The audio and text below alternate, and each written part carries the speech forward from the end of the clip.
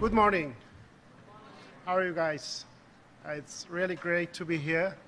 I would have loved to actually walk around. I don't really like to stand behind the stage and cover myself. I'm feeling that I'm disconnected from you. I don't know whether it's a luck or it's a sheer coincidence that every time I'm being invited to a speaker engagement, I'm selected as the first speaker. It's very challenging because I need to make sure that you guys, start with a good presentation and being engaged throughout the day.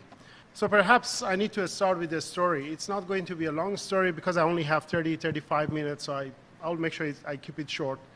Thanks to Alok for your introduction. I appreciate. Yes, I'm taking care of the worldwide hospitality. So my story is about what happened back in December, 2 months ago, when I visited Pune. On the way back, I had a stopover in Delhi, and I was flying with Singapore Airlines, obviously, and the flight was canceled.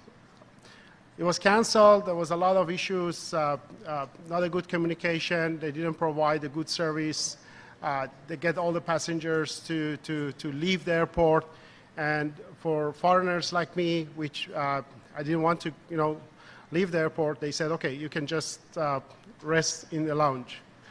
So basically, it was a terrible night. You can imagine for 12, 13 hours, you sit in the lounge, quite a cold temperature, no blanket, nothing. And I thought, what's going on with the airline? I mean, they should understand, what is the customer experience. They have been in this line of business for the past 50 years. So how could they just, get the passengers to sit at the lounge without providing any basic, amenities or whatever that is needed for a passenger? So when I came back, I thought, okay, better I write to them to let them know what happened in Delhi. And the funny part of the story is that they wrote back to me. Obviously, they apologized. They said, okay, we know that the lounge is not suitable for people who wants to stay there for overnight if there is a canceled flight. But to make sure you actually you don't have a bad experience with us, we want to offer you $100. And I told myself, wow, just $100. I wrote at least 2 pages to basically to point out what was wrong through the entire, basically the journey, and the airport, the staff, basically the lounge, and blah blah blah. So again, I realized customer experience still is not really well understood in many industries, whether it's retail or hospitality or financial sector or insurance, and still is a very, very relevant topic for a lot of leaders in different industries.